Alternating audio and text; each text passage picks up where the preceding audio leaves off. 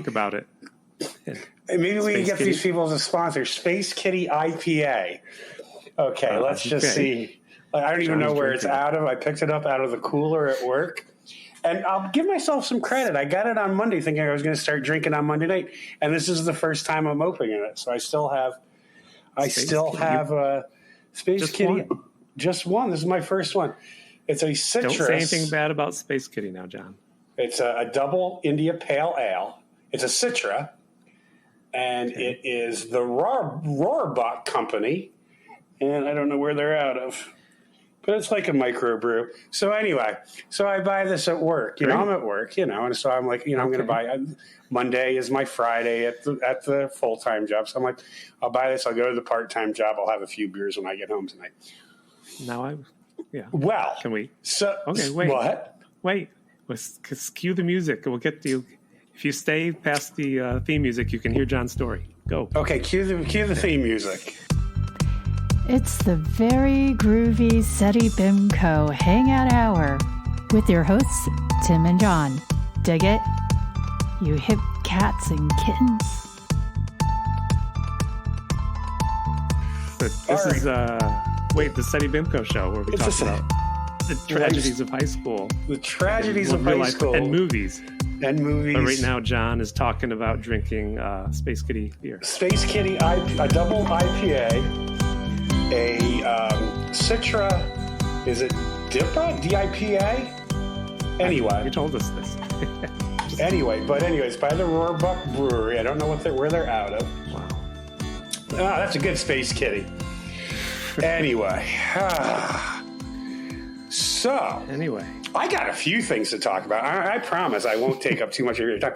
But, normally I'm like, what am I going to talk about this week? Okay, so first of all, there is a new, and you've probably seen the ads. Well, I'm sorry. Go ahead, Tim. Did you want to say something? I'm kind of monopolizing the conversation. I'm going with the flow of John's day. That's all I'm saying.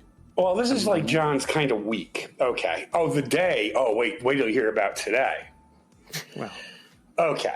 Is this going to be a two-part SETI BIMCO? This might be. Actually, we might even not even get to the movie today. We might have to like talk about the movie another time because what's happened to me is like better than any movie. Really? So anyway, okay, so they're coming out with the new the Rings of Power, the new Lord of the Rings. It's like the prequel. It's one of the appendices in the original Tolkien, and I believe Prime Video is putting it out, if I'm not mistaken. Yes, it's Prime Video. Fan. You're a completist. Well, no.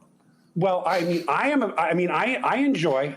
I've never read the books. I've gotten like about a third of the way through the movie, the first volume. No, I've seen all three movies. Oh, okay. I was gonna say I haven't read the books. But I wanted to read the books because I'm a good guy. I'm the guy who likes to walk out of the theater and be real pretentious and say the book was better.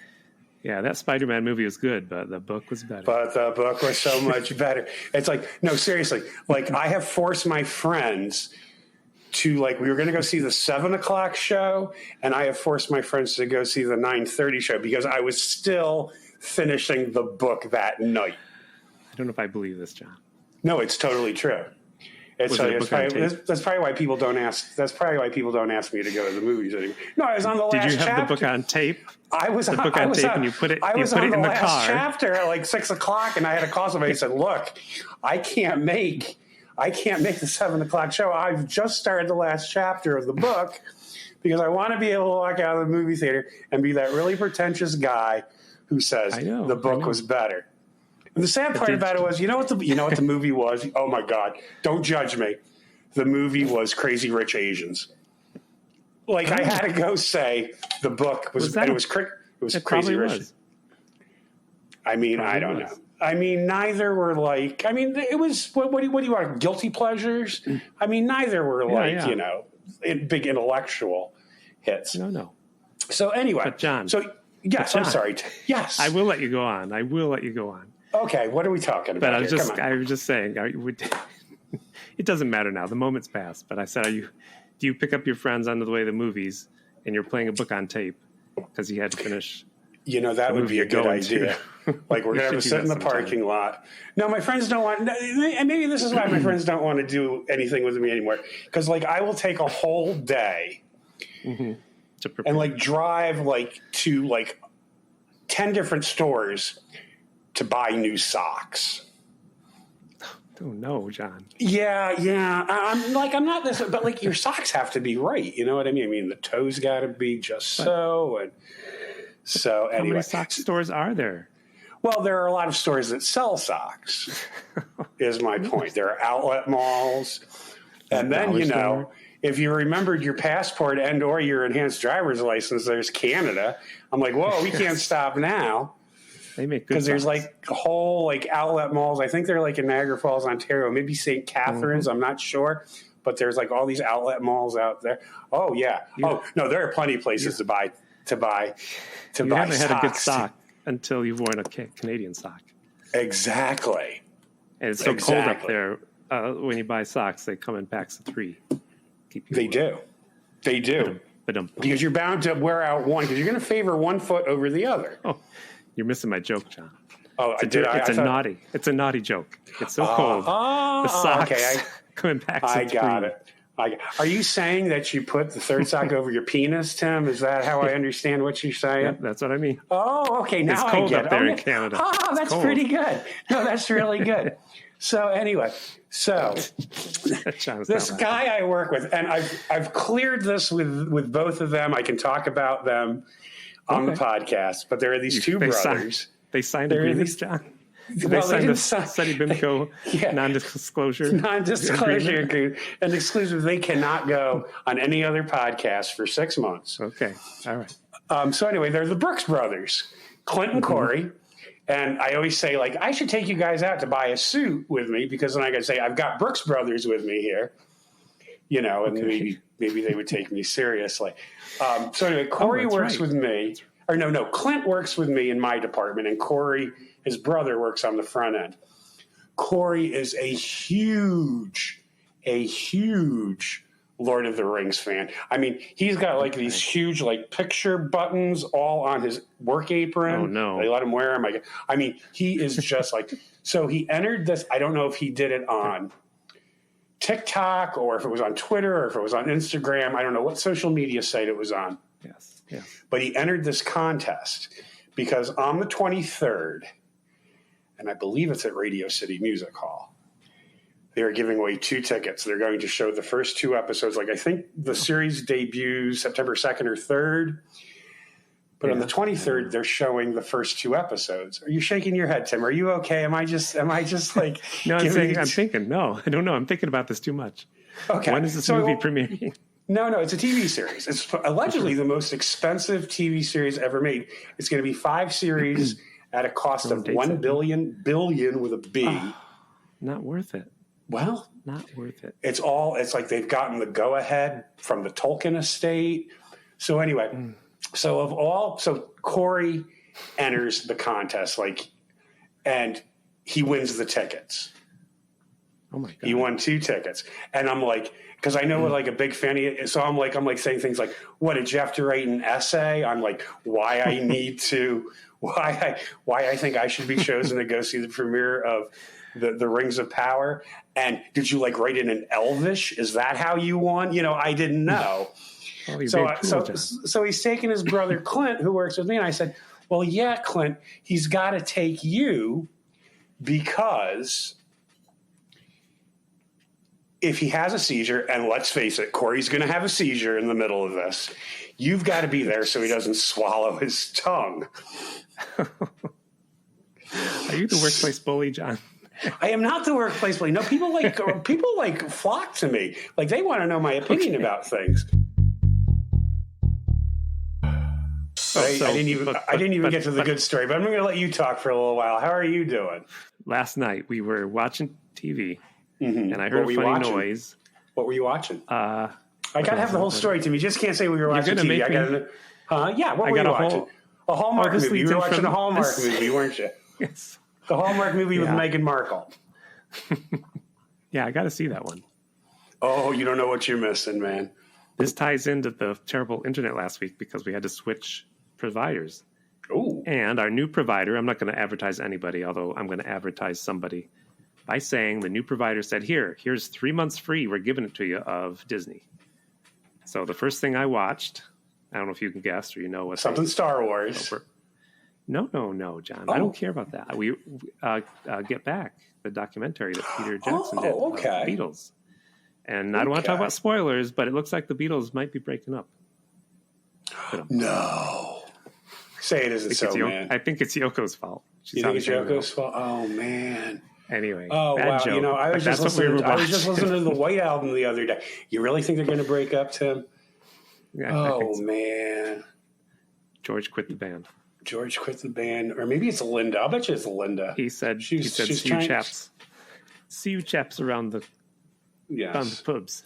He said, all things must pass. Yes. That was the title of his first album. All things must pass. I'm out of here. He left, and Paul McCartney's like, well, looks like it's graham crackers for dinner again. Or oyster crackers. It's oyster crackers for dinner again, is what he said. So we're watching that. And you hear odd noises all the time.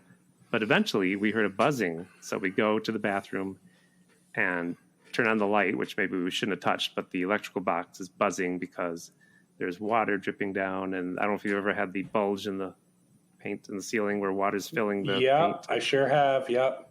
So we saw that going on. I go upstairs, knock on my neighbor's door, who I didn't know who lived above me. It's a man I have seen before. And I said, hey, is your toilet or anything overflowing in the bathroom? And he shut the door for like a sec. He said, I'll see. He shut the door for a second. He said, Jacqueline. And it was just 1 second. He opened the door right away. He said, it's us. And then he shut the door slowly on me. Now, what's going on in there? So? Well, it stopped. I had to call maintenance because we're in a co-op. You got to call them if there's leaks. So. Oh, yeah. You just can't have anybody come in and fix anything, right? No. So that's just the funny bit. He was like, he shut the door for a second and said, Jacqueline. And he opened it right back up. He said, yeah, it's us. Then he shut it slowly. No, sorry. I just want to know. He said, sorry, it's us. And he was shutting the door slowly. So I don't know. Oh, my gosh. But I had to get a bucket and poke a hole in that big yes, to get so the whole thing didn't come collapsing down on you. No, totally. Yeah. So but it didn't damage the electrical box or anything, as far as you know. It stopped buzzing. That's all I don't know if we should. I'll read up on the internet if we should take that out. So that's just the reaction. And we also went out when it was 100 degrees to a Thai restaurant we like. Because no one was out. It was so hot. No one was eating outside. We ate inside. And not bad, yeah. It's very upset with them because no rats. For people who are there are no rats in the rafters. I'm always checking now. In case women are looking at me. You know what? You were gypped. There should be rats in that restaurant, man. I paid good money. Yes. I paid good money. I want to see rats next time I'm in here. I do. It's a different place, though. But for those who don't know, my wife is Asian. We sat down, and I saw around me, everybody had chopsticks, and they gave me and my wife a fork and a spoon. So I was livid. You were livid? What, you look worried.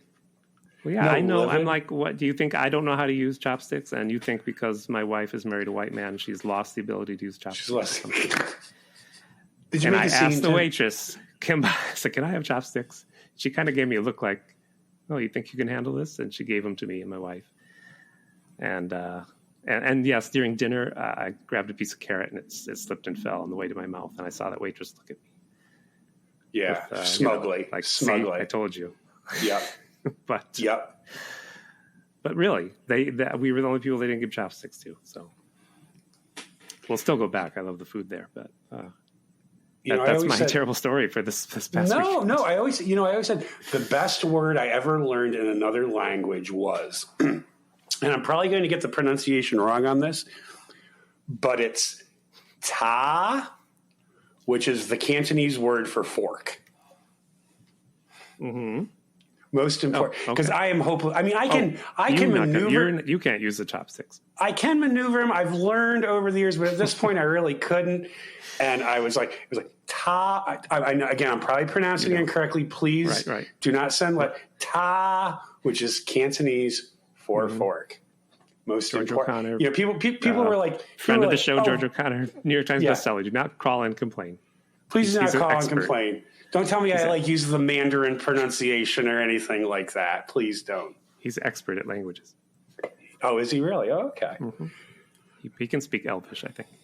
Elvish. Oh, okay. Well, gee whiz. Or whatever language they talk in He-Man land. I hear that he is coming up with the Elvish Klingon dictionary, which is his next. Which is his next project because let's face it, all he's got to do is 4 chapters of the Norse gods. So he'll have plenty of time on his hands after he does 4 volumes of the Norse gods. He'll have plenty of time to finish that Elvish Klingon dictionary. No, what language do the people in He-Man land talk? Oh, I don't know. Because he collects He-Man characters, so just... Oh, I know. He knows how to... He knows the George, I'm calling it He-Man land. That's what it's called. That's where He-Man lives. It's called He-Man land. Trademark Tim Hamilton. What do you think of that, John? I think trademark. Trademark. It could be an amusement park. He-Man land. Yes. No, that's where he lives. And Skeletrain. That's where Skeletor lives. He lives on a train called Skeletrain. Skeletrain. You hear that, George? You take the Skeletrain out to Coney Island, and yeah. I don't know why it's turning into the George O'Connor podcast. All George O'Connor news. Yeah, we might not get to the movie today because I still haven't told you what happened today. We got to get to the movie. No, we're not going to do the movie. We're not doing the movie today. We're not, because I've got to tell you about. No, seriously, because I'm going to take up. We can talk about the movie next week. I can talk about. Okay, what happened? Tell me what happened. Okay, so my neighbor in the studio apartment on the other side. Is this the one you thought disappeared once, or is this a different one? No, this is another one. This is the one who. Okay, so I've been living here. As a matter of fact, I just signed my lease the other day for another year. Okay, I remember. And so for almost 2 years, I'd see him come and go. He'd spend a lot of time in his apartment, and all the notices would kind of be piling up on the door. And one time he opened the door to get something, and he was in his underwear, and he just shut the door real quick. But he never really talked to me. I mean, he was always like, "Hey, how you doing?" Kind of. And as I said, he's about our age. I think he's about 2 years older than we are. John, were they boxers or briefs? They were tighty whities. I just want a clear picture. Okay. And he's a big boy. Let's just say that. Okay. So anyway, needs 3 socks. So about 5 weeks ago, suddenly he starts wanting to talk to me, and he tells me that I have this thing called schizophrenia. I was like, "Oh yeah, I've heard of that." I mean, how do you respond to that? You know what I mean? I'm like, "Okay, fine, whatever." So anyway, now all of a sudden I'm seeing him all over the place. He's telling me I've taken up smoking. And so he'd sit out in his car for 4 or 5 hours at a time. And we did kind of finally have some cool nights, and I'd open up my window, and all I'd hear from the parking lot was smoke. I'm like, I'm trying to get to sleep. So anyway, he's telling me, I don't know, he's just telling me this weird stuff. He went to get a new cell phone, and they wanted his social security number. Why do you think they want my social security number? I'm like, well, I think because they want to do a credit check on you. He said, well, he had me key in my social security number, but he stood over me while I was doing it. And there are some women in this town who are after me, and they want to hurt me.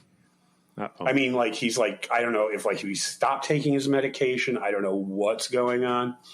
Mm-hmm. So, and then one day he came up to me and says, what do you think about me writing a letter to the White House? I think we should let Hawaii go as a state, and we should make Ukraine a state. I was like, gee, I don't know about that, man. Don't write a letter. I was like, but go ahead. I was like, but go ahead, write him a letter. No, don't write a letter. Not making – hey, as a guy – No, we're not making fun of him. I know. There was a couple times in my life, you know what, I had to get through the day. I had to take a couple pills a day. I'm not going to lie to you here. I am by no means making light of what this guy is going through. Yeah. So last week, he's on disability, and I think he's on Section 8, and that's how he pays for his apartment. So about a week ago, he asks me, could I have your number, your contact information? I want to use you as a job reference.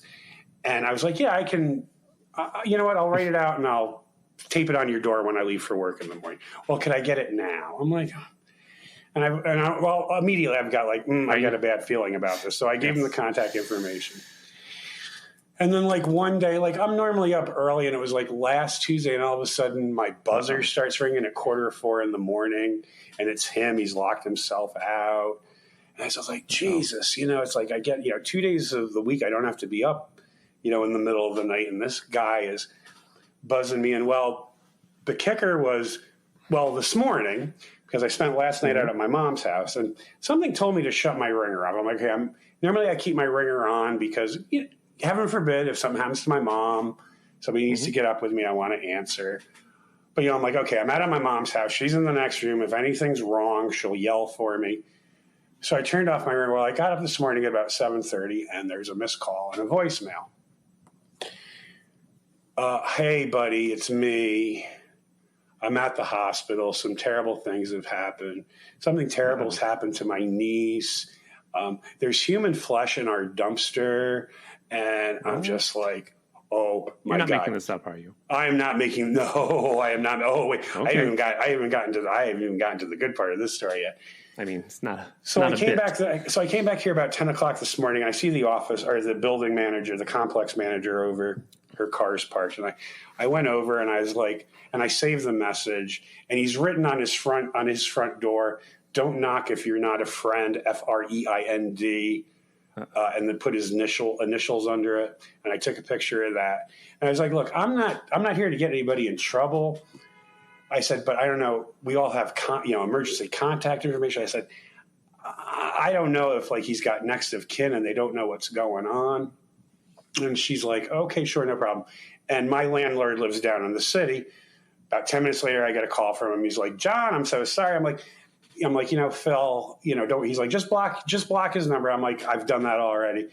I said, Phil, I'm not upset. I said, I just wanted somebody to know. I said, what if he burned down the apartment? And I said, oh yeah, by the way, you'd say to me, John, why didn't you bother telling us anything? He was like, yeah, cool. I get it. I understand. Well, about 3:00 this afternoon. Was he really nice? Okay, well, no, then he came back. And he was back, and then I was taking my trash out. I was afraid if I'd see that human flesh or not. I was kind of hesitant. Oh, no. And he said, hey, John, did you get my message last night? I'm like, man, you can't be calling me at 4:00 in the morning. He's like, well, I thought it was an emergency. He said, did you get up with the office? Did you call? I was like, yeah, I got up with the office, because I thought somebody needed to know. I said, I'm very concerned about you. And he just kind of stormed off, got in his car and drove off. And then he came back, and he was sitting out there for like about another 4 hours. Because, he decided to take up smoking at 58. I still don't get that. So then finally, like about a dozen, like 2 police cars pull up. And like a van and like a dozen cops get out. And I'm not talking about like regular cops. I'm talking about like SWAT team with like bulletproof vests. And they go into his apartment. They've just left like about a half hour ago. They pulled everything out of his apartment, put it in boxes. They had like those nitrile gloves on. So I don't know what's going on. I don't know. Did he kill his niece? Is this the human flesh in the dumpster? I mean, I don't know what has happened. News media would be there if that happened. Well, no. Well, I don't know if they caught it, but he's done. But I mean, this wasn't something. I mean, they took everything out of his apartment and put it in white file boxes and put like evidence tags on it. And they were here for like 3 hours. So I don't know, man. So maybe he was just making some meth. Maybe he was just making some all the more. Oh yeah, and he would have blown up. Yeah, maybe that's why he was seeming schizophrenic. Not that I have no idea if he's. So then after that was over, I opened up a Space Kitty and thought, okay, time to do the podcast. Now we got back to Space Kitty, but you don't know where he is. He went to I don't know where he is. I don't see his car. You weren't here when the police showed up, or were you? No, I was. He wasn't, though. I don't know. Maybe they've got a warrant for him. I don't know. But this is more than like. I mean, like I can understand if they were going to put him under psychiatric observation, like they would have come and gotten him. And my landlord should tell me, he says, my landlord. I'm not unblocking anything. I'm not unblocking anything. No, just to know where he is. Nobody kept asking me questions. And when I told him about writing the letter to the White House, getting rid of Hawaii and making Ukraine a state, he's like, okay, would you give that to me again? He wanted, what was this about this letter to the White House? And he was writing that really. So I don't know if he made a threat to like our local Congress. I mean, an elected official, I don't know what's going on, man. But I think that would be the FBI, though. The FBI would come in for that. But this is like some serious, these guys like look like, like the Israeli, like what do they call them? Is that the Mossad? Is that the secret? Yeah. The elite force? Like they had air marshals like El Al, the Israeli national carrier. They've had air marshals on like since what year did El Al start flying? 1948. I don't know, but I mean, these look like this was a really cliffhanger.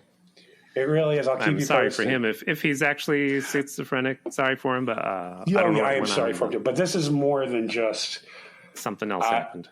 Something else has happened.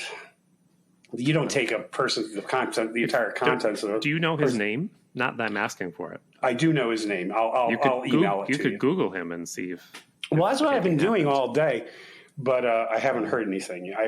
Nothing's come up yet. So maybe they haven't officially found him or booked him yet. So I don't know what the time frame is on that. I just thought you might find his blog about Hawaii. But anyway. It's in Elvish. It was in Elvish. I couldn't understand it. It's written in He-Man language. I'll ask Corey at work before he has a seizure and swallows his tongue, of course. Could you translate this blog for me, Corey? We can talk about this movie a bit. Oh, sure. Yeah, I was just kidding about that. Or do you want to talk about He-Man Land and the skeleton? What about He-Man? I think I found, and I don't call them Christmas presents because I don't exchange Christmas presents, except with my family, and I only do that begrudgingly. Like, remember last year I sent you and Gene something, I said, but it's not, because was it in Christmas wrap, Tim? No, as a matter of fact, I don't even think I wrapped it. I think I just put the two things in mailers and just, like, sent them to you. And the one thing, it was a Union Spring sweatshirt for Gene. I think I had that for, like, 3 months at that point. Yes, the book was signed to Johnny. I was like, who's that? I don't know. Why is this to me? Yeah. So yeah. The last 5 pages were ripped out.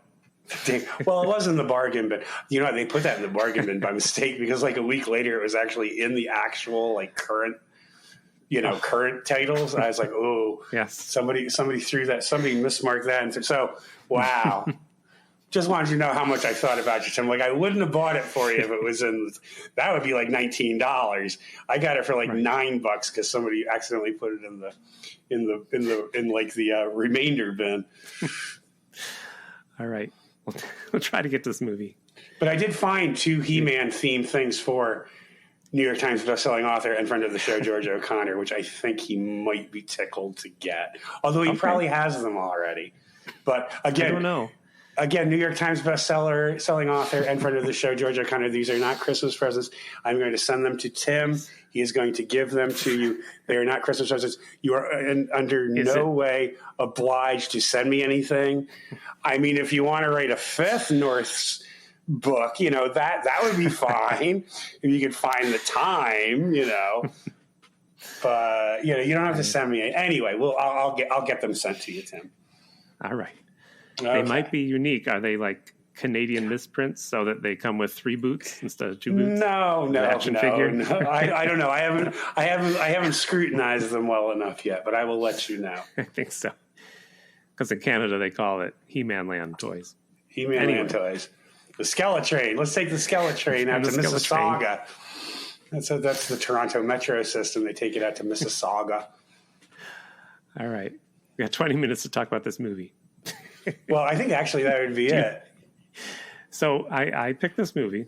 Because it's very Herschel Gordon Lewis movie. Do you know Herschel? He's known as the Godfather of Gore. I do now because according to AllMovie, with his better-known gore films, Herschel Gordon Lewis was a pioneer, going further than anyone else dared, probing the depths of disgust and discomfort on screen with more bad taste and imagination than any one of his era. Yes. Well said. That wasn't me. That was AllMovie. I can't take credit for that. Well, he won awards for what do you call it? Writing commercials, writing taglines. Oh, so like the Clio Awards. The trailers.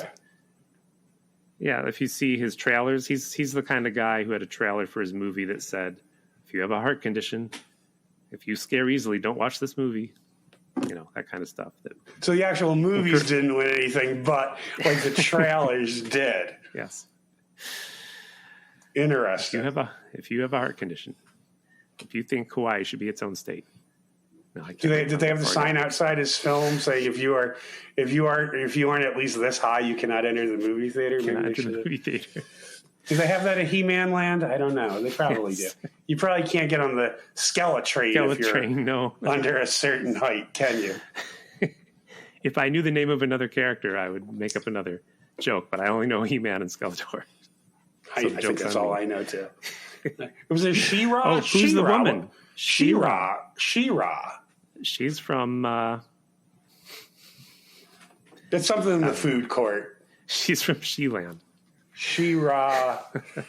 Instead of rainbow sherbet, rainbow She-Ra. It's the ice cream concession at He-Man Land. We've taken it too far. We are taking this way too far. Let's get back out of He-Man Land. I don't like He-Man Land. All right. So this movie's called Just for the Hell of It. Just for the hell of it. That's right. And the basic synopsis is there's these teenage kids, and just for the hell of it, they go on rampages and smash things, and they come into conflict with another kid for no real good reason. And conflict ensues with this other kid. That's the plot. I just want to say Ron Saver was an actor in this movie, and he's still working today. He's a producer. Ron Saver. So, yes.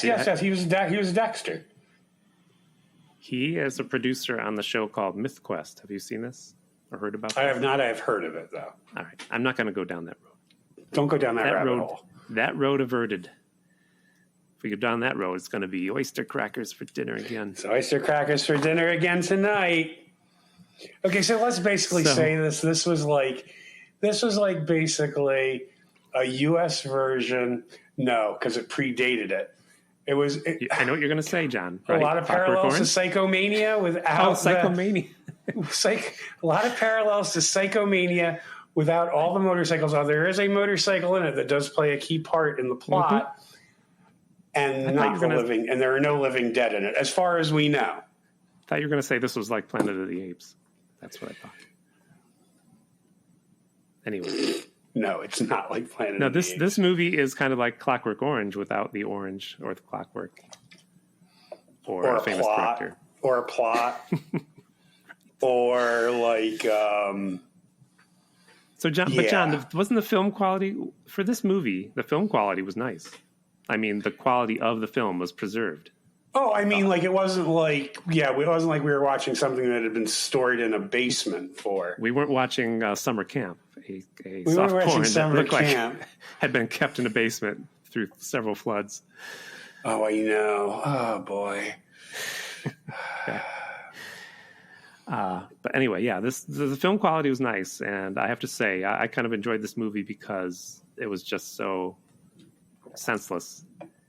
And senseless is a good word, Tim. I like that word. Yes. Did you notice the opening dance scene that all the kids were kind of like looking at the director like, keep doing this? What do we do? When do we start? when can we start trashing the place? When can we start trashing the place? Now? Yes. And by the way, these small apartments that they described, and they did this in a motel room, right? They did these in motel rooms. Yeah. Probably. Even like the entrance to the one apartment, you can tell it's a motel. They were having a big party. This was Trisha Nixon's high school graduation party. No people, was it real? People know that. This is what would have happened, because you've heard the famous story about Grace Slick and Trisha Nixon belonged to the same sorority at different times, obviously. Yeah. And for some reason, like Trisha was inviting all her sorority sisters from the different years to the White House for like a tea. And of course, somebody invited Grace Slick, obviously under her maiden name. Mm-hmm. And they didn't, and they were going to drop the acid in the tea at the White House. Heard this story. Have you heard this story from Grace Slick? This is one of Grace Slick's. This sounds like what would have happened if she got in there. Had Grace Slick gotten into Trisha Nixon's tea at the White House? Yes. I don't know if I believe that story, John. You know what? The way the government like kind of overlooks things, and of course, especially back like in the 19s, it does sound like kind of like something that. I don't know. It sounds like something the Nixon White House would have screwed up royally. It does they couldn't even get Watergate right. No. So this music in this movie is like folk music, and then not Destruction it's Inc. One song. Isn't that the name of the song? Destruction Inc. And I'm going to play a bit of it here. And when you hear how bad it sounds, it's not because of my recording equipment. It's just how bad it was. And while you're playing this, I'm going to get another Space Kitty. So go ahead and play.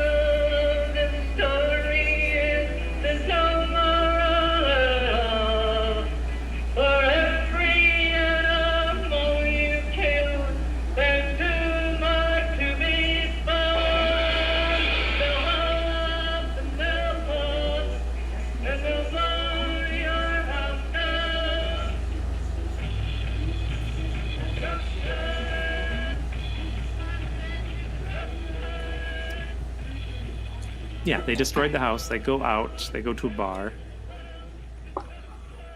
And where'd you go? John disappeared. No, I'm right here. I keep looking out the window to see if the neighbor's showing up. Oh, yeah. People listening at home are going to think this is a bit. This is like, I know, really. They're going to think like I'm making this. I'm totally not making this up. Because just last week, you're like, I got the homeless guy in the bedroom. And Ouija board. Okay, yeah. Okay, I might have stretched the truth a little about that, but this is actually too bizarre for me to make up. Right. So we got Lummox and Dexter. Dexter's like the leader of this gang. Lummox, he looks like one of the monkeys, and he's just the guy who would hit on a woman, and when she said no, he kind of went berserk. You remember who I'm talking about? Yeah. You think he looked more like Mickey Dolenz or Mike Nesmith? I couldn't decide. But anyway, you go ahead, Tim.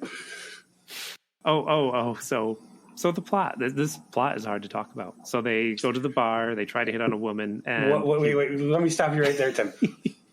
Plot? This plot? There is a plot. They ripped that woman's sweater. Did you hear what she said? It's been 2 weeks now. They walk away, and she's standing there with her ripped sweater, and she's like, "No one noticed my new sweater." Oh, my new bra? Was it her new? What'd she call her bra? Something? Her new. Yes. What would she call it? Did she say super bra? Supergirl. Did she say that? Supergirl. Did you write that down? I didn't write it down. It just came to me.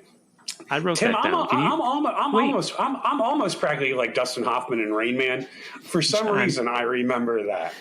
John, can you see my screen? I can see your screen. Can you?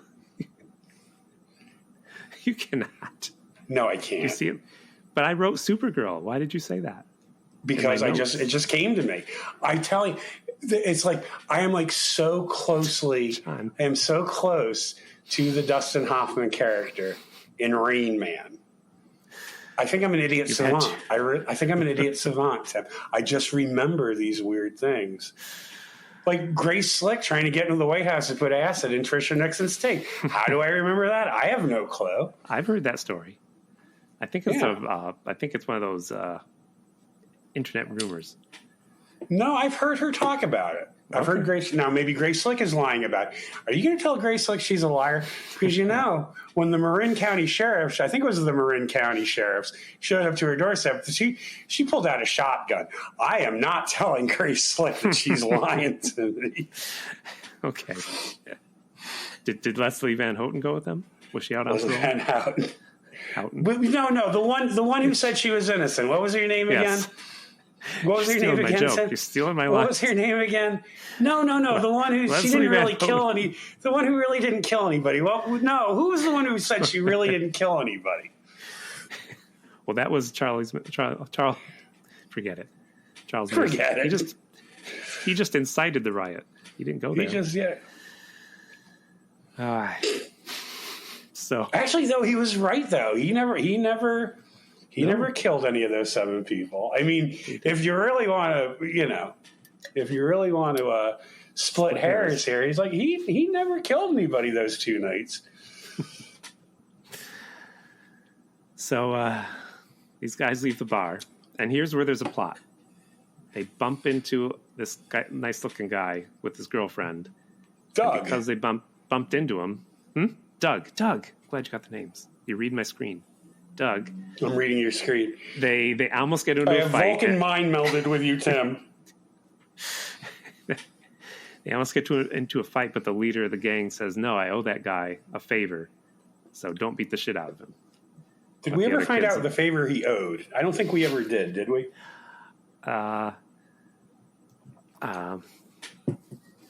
The only joke I got is it was sexual in nature. So I'm like, that's all. That's go hilarious. straight to the gutter. No, here's what happened. He had some overdue library books. Right. They'd been overdue for like 3 months. And he finally found them, and he went down to the library, and they said they were going to throw him into jail because of the library books being overdue. And Doug said, no. Here, I'll pay the fine. I'll pay the fine. And that's what he was talking about. Right. And they were all that's all I got. The odd thing was they were all Farmers' Almanacs from 1939. That's right. What was he doing? What was he up to?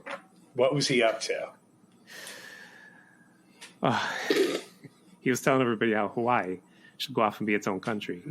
Can I joke about that? I feel bad every time I joke because that poor guy. No, go ahead, because you know what? I brought it up. It's just... No. Yeah. He could be dead tomorrow, and I'm like, that's funny. He could be dead now, Tim. Go ahead, joke about it. No, I'm not going to joke about it. Jeez. Okay. We're going to get letters. Okay. We're going to get letters. So we avert the fight in this film, and then they go play some pranks. Here's what the film is art, John. This is where it started reminding me of Psychomania. This is where it started reminding me of Psychomania. I'd like to tell our audience, some of the pranks they pulled, they went to a person's house and set their newspaper on fire. That's a prank. That's one thing they did. They got a bucket of water, and they got in their car, and they would pull up next to people and throw a bucket of water on people. You hoodlums! I'm like... and they got a hose and sprayed people with water. Mm-hmm. They did put a baby in a garbage can. Oh, that's right, John. Whoa, that's a big plot point. That's later. That's a big plot point. And they started beating the bejesus out of the... I don't know where the mother was. I mean, she just kind of left the baby there and walked off to go. I don't know where she went. And they just put the baby in the garbage. And they didn't hurt the baby or anything. The baby was just sitting there in the garbage can looking at them beating the crap out of the carriage, They put a baby in a garbage can. But we'll get there. We got plot twists. You're looking skeptical. So they go to a coffee shop. Doesn't there have to be a plot for there to be plot twists? They go to a coffee shop. Don't you have to have the plot before you can have twists? That's all I'm asking. Yes. Here's the plot twist. They go to a coffee shop that's in a hotel room. The gang does. That's where the gang hangs out, in the coffee shop. And just so happens Doug, the nice guy with the girl, he comes to the same coffee shop. And that gang member who wants to fight with him is there. And basically they fight for 10 minutes. Wasn't that what it was like, John? They and he got stabbed in the pec. They fought. Doug got stabbed. With a broken knocked bottle. over Doug's coffee. Mm-hmm. Yes, he broke a bottle. That was I almost turned off the movie right there. What? I was like, wait a second here. The coffee, that really upset me. Yes. But they fought for, they rented that hotel room out for all night, and so they thought this fight's going to last for half an hour. Well, how about the poor owner, though, what they did to his hands? Oh, yes. They burned his hands on the oven. They put his hands on the burner. Yeah. I think that's what they spent the most money on, that makeup, because his hands were like charred black. You could see like they were on one of them. Poor guy. Yeah. Then they leave the place. They beat up a guy in crutches. They take the cane from the blind guy. Right. Cane, classic gag. Take the cane from the blind guy. Takes the cane from the blind. But they sort of like... Kids, but they also put those scenes like in the opening credits too. Like they did. They reused it. I'm like, why would you give that away?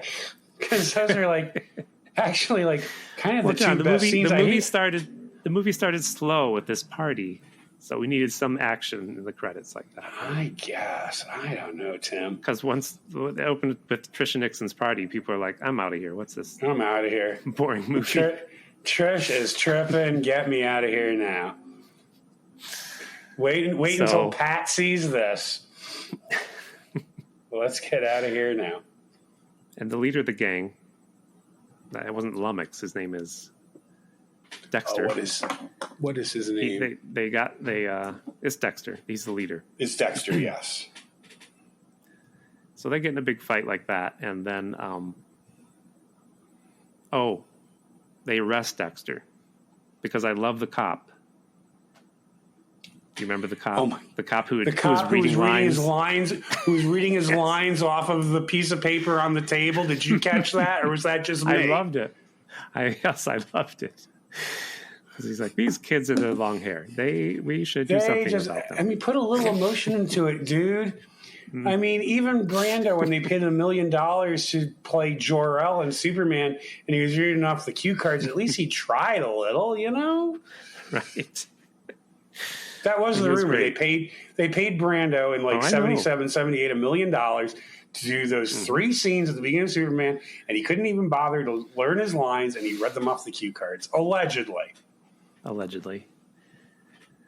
Well, there's Christopher Reeve. And then Grace Slick showed up and put acid in at the craft services table.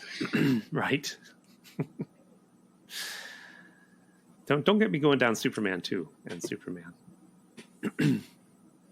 We may have to do those movies. Actually, you may have to. Friend of the show, George O'Connor. He loves hearing me talk about Superman. No. New York Times best-selling author and friend of the show. Get the entire title, Tim. Best-selling author George O'Connor and friend of the show. Or New York Times best-selling author and friend of the show, George O'Connor. Okay. We're out of time. Are we really? Okay, well, no, we're not out of time. Okay. I'm just gonna cut out the story about your neighbor. I mean, well, that's the time. Oh no, that's the best part of the episode. It's better than this crap movie. Come on. Sorry, John. It's whatever the Miss Lee says. But so yeah, they beat up on some kids playing baseball. Also, right. Disturbing. Are you really going to cut out the story about my neighbor? No, John, stop. Play along, John. Commit to the character. We learned from Natalie Kim. Commit to the character. Commit to the character. That's otherwise what I'm doing. It's oyster crackers for you. All right, it's oyster crackers for dinner again tonight. So, yes, they put a baby in a garbage can, beat up his mom. No, they don't beat up his mom. They don't beat up his mom. They do, Tim, I think. No, they just trash the baby carriage. Oh, I don't know where the mother was. The mother, you never see them. She just parks the baby carriage with her baby and just leaves, and you never see her again. I'm going to get to this because I'm pretty sure this took place in Florida. You think it was Florida? We love you down there in Florida, but yeah, well, remember, John? Remember my subway story? We'll see how that governor's race turns out before we say we love Florida. We'll see if Marco Rubio goes back to the Senate before we say we love Florida. But anyway, I'm sorry, Tim. I'm interrupting you. But no, remember when I told you about the baby that touched the subway in New York? They instantly looked for adoption because they touched the subway for more than 5 seconds. But if you put a baby in the garbage in Florida, if you put a baby in trash in Florida, it can never leave Florida. It has to grow up in Florida. It has to go to school in Florida. It has to have a job as long as it's not gay. As long as it's not gay. Baby. So that baby, as long as it wasn't gay. That's my Florida. That baby, as long as it wasn't gay, it was raised by the state of Florida. Yes. This, you know, I have my little lists. This movie has little plot. So here's my list. The ways that... Okay, go ahead. Go ahead. The ways that this movie is like Leslie Van Houten. Is that how you say it? Oh, my gosh. Leslie Van Houten. Houten. So the ways this movie... Wait, but who was the one who said she didn't kill anybody? I don't know. Okay, I'm sorry. I'm interrupting you. It wasn't me. So both this movie and Leslie are said not to be responsible for causing anyone's death. But nobody's sure that's true. Nobody's sure that's true. Number 2, Leslie Van Houten and this movie only know the words to one song. What song would that be? Destruction Inc. That's right. Yes. The third way. See, number 2 doesn't work because if you didn't see this movie, you didn't hear that song like 20 times. But number 3, the third way. Have you seen Leslie Van Houten and have you seen Just for the Hell of It Are Things Nobody Says? And number 4 and last. Leslie said that she took so much LSD that she wasn't really aware what she was doing during the murders. Likewise, the Foley artist on this movie had no idea what he or she was doing. Can I just add one thing? It's like a movie joke. Yeah, what? You have a I just joke. want to add one thing. And nobody ever walked out of this movie saying the book was better. Right.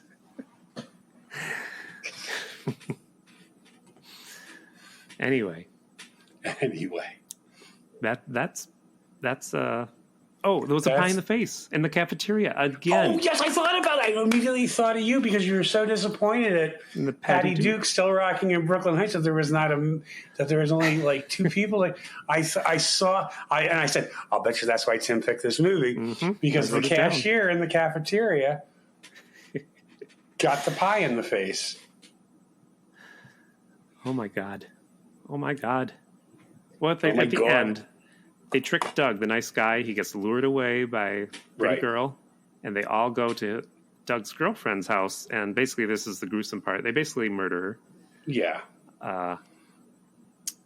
And when he finds her dead, that's the big... I guess they spent their money on that shot because the camera pans slowly over all her cuts and wounds. Yeah, that was pretty gruesome.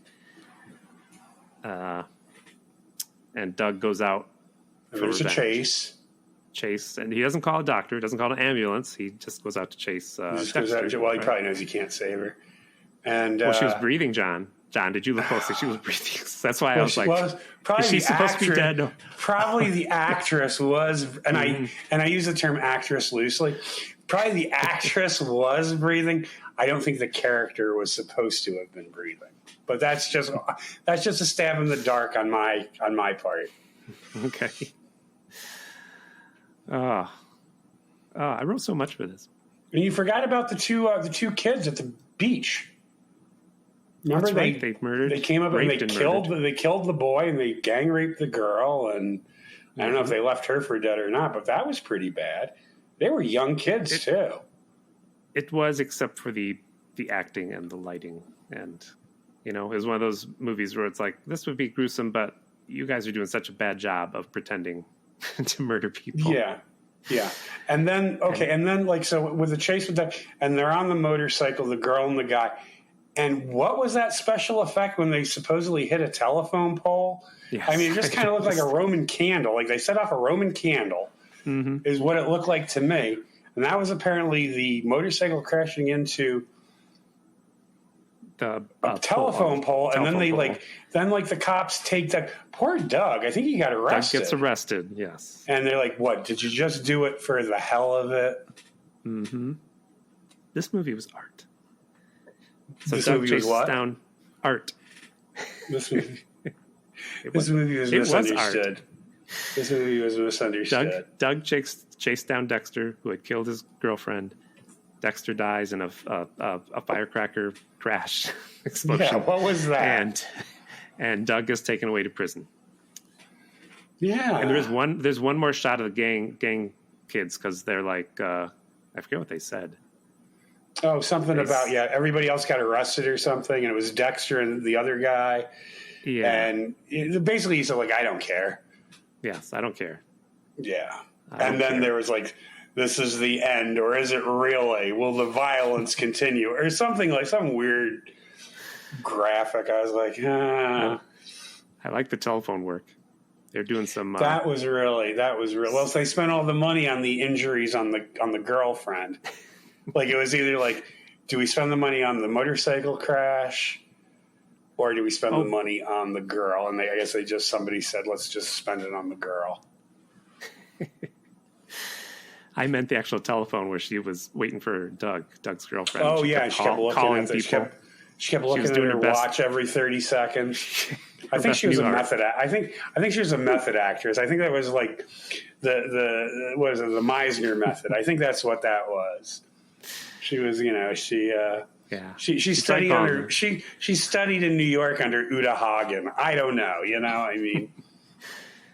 She tried calling the police, but she got the baby in a trash can hotline. She got the baby in the trash can hotline. And they were like, how long's the baby been in the trash can? Had no way home because the baby carriage was all like smashed to bits, and the mother was still nowhere to be found. Yeah, she was like, how long's the baby been in the trash can? How long is it? Yeah. How long does the baby have to be? How long does the baby have to be in a trash can before the police will do something about it? I don't know. Is the baby gay? Because if the baby's gay, we're not touching it. This is Florida. Ask Governor DeSantis. New York City. John, this is the only thing I live for the whole show. The end of the movie. So who would have a podcast? Do you have any ideas? I'm going to say Jean, the girlfriend who got... Well, I guess she couldn't have a podcast because she was dead.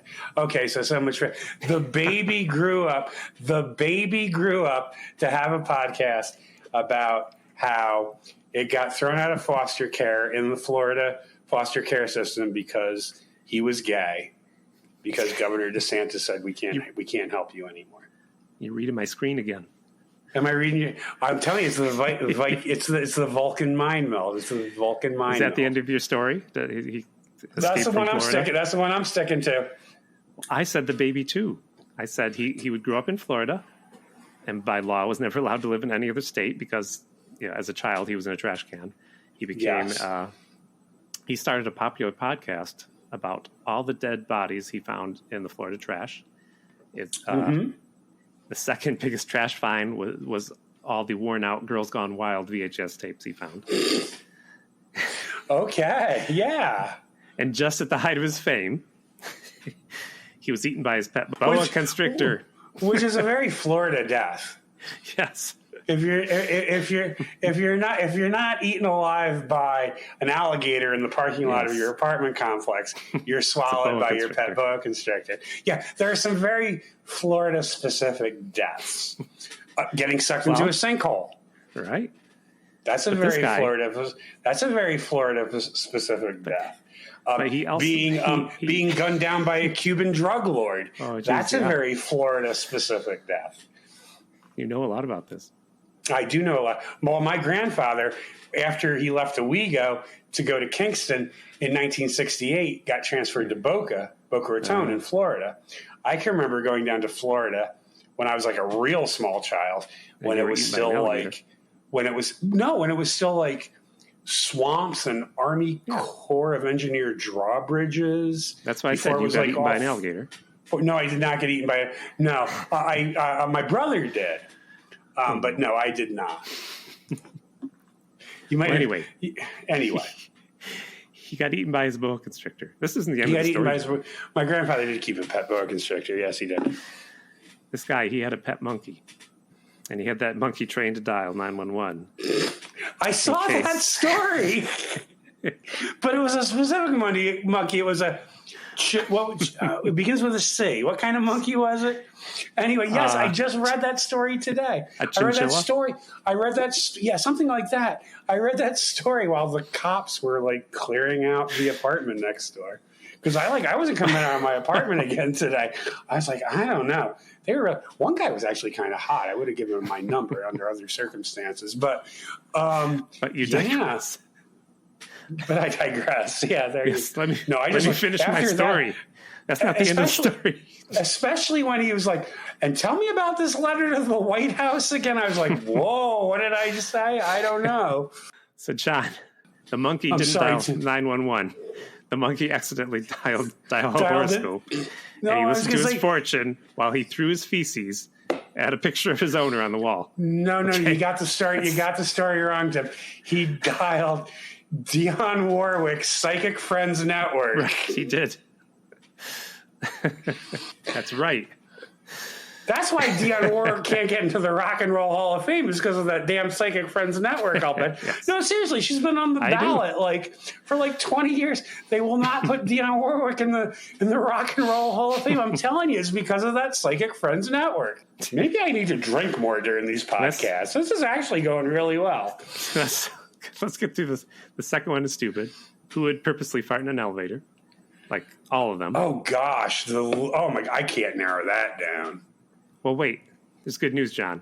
This was filmed in Florida in the 60s. There were no elevators. They hadn't invented them yet in Florida. Okay, so we're clear. If a building had 6 stories, the top floors were just vacant. No one knew how to get there. Okay. So, because no, I could not, because any of them could have. So thank goodness there were no elevators. Okay, so I'm off the hook on that question. Okay. They had 6-story buildings, but all the top floors are just empty. They're like, how do we get there? All right. And who has a spin-off TV show? Oh, the cop who reads his lines off the table. Yeah. Every week. They bring in the suspects, and he's always sitting at that table reading his lines off of the piece of paper on the table. It would be a terrible spinoff. It would probably last 4 or 6 episodes tops. Maybe, okay, Dexter. Yeah, Dexter would be his intern police officer because he committed a crime and he wants to stay out of prison.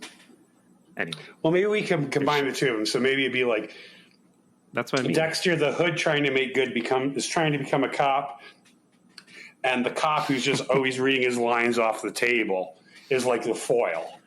Yeah, we find out. But he never leaves that table because he's always got to be there to read his lines on that sheet of paper. Well, we find out that the cop actually wants to be an actor. He's just always practicing his lines. He just never gets any better. He just never gets. He never goes off script. There's a cliffhanger in the middle of the season. Because if you're not Dexter off script, goes out. If you're not off script by the latest 2 weeks, they're gonna throw you off the cast of that play. I'm just saying. Yeah, because Dexter went out one night. I've done a few plays in my life, and it's like, seriously, dude, we're getting ready to start week 3. You're still on script. Maybe we might need to recast you. But Dexter goes out one night, and the cop is doing improv on stage, but still reading off the sheet of paper. Yes, the other players are like, dude, put the paper down. You're supposed to be a peanut. What are you doing reading paper? This isn't the intro class anymore. This is the real thing, man. Put the paper down. They say, okay, we're all on a spaceship, and he just wets his pants. Who has a spin-off show? I had a whole other idea. No, I say the cop reading. I still say the cop reading it. Okay, so those kids playing baseball, they have a TV show. They're always trying to play baseball, and various teen gangs are always attacking them. And they're always trying to get their parents to leave Florida, but their mother or father just ignores them, drinking Bud Lights and watching Girls Gone Wild on VHS tapes. Until they're eaten by a boa constrictor. The show is called Honey, I Ignored the Kids. I'm sorry, I talked over you. Or the alligator in the parking lot of their apartment complex. It could kind of be sort of like a Bad News Bears type thing. Yes. Not the Bad News Bears. Because the Bad News Bears survive. They don't get eaten by wildlife.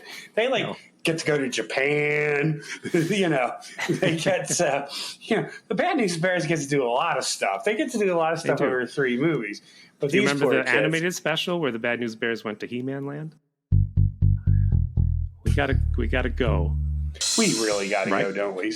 How do people get up with us, Tim? I should just check. Did someone write an email or not? I'm checking live on the air. Yeah, because I haven't gotten one.